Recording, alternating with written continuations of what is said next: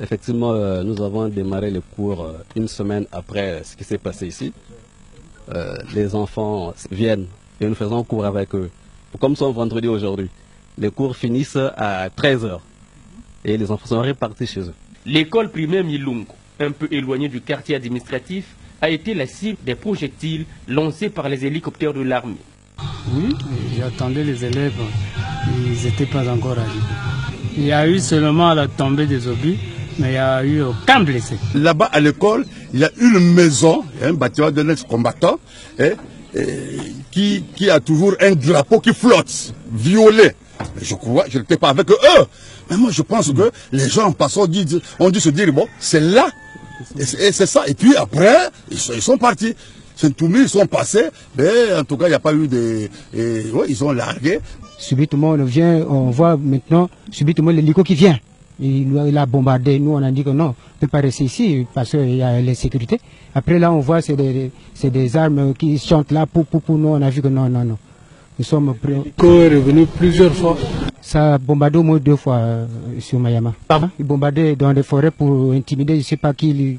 Et depuis qu'ils ont bombardé, vous avez vu des blessés, vous avez vu des morts? Ah non, hein, ça, RAS vraiment. Si je dis que l'hélico bombardait les maisons, non. L'intimidation tout le long du Dieu est là. Et les gens, bon, ils étaient en train de fuir. Comme le chef n'est pas là, bon, c'est à lui en principe de dire, bon, écoute, il prend le mégaphone en disant que voilà, retournez, moi je suis là, le chef du district. On nous dit qu'il y a des règlements de compte entre les militants de Yuki et les militants de la majorité. Est-ce qu'il y a des règlements de compte entre vous? Oui, au niveau des populations? Oui. Il faut le dire. Il y a des règlements de compte. Il y a des maisons qui ont été brûlées par les militants de l'autre camp. Oui. C'est ça. Un rapide survol de la région du Poul, à une dizaine de kilomètres au sud de Brazzaville, renseigne sur les conséquences humanitaires des récents bombardements de l'armée qui disaient cibler les centres de commandement du pasteur Toumi, assimilé à un terroriste selon la terminologie officielle. Témoignage d'un habitant de Vinza. Oui, une journée au moins 30 minutes après, les hélicos sont repartis.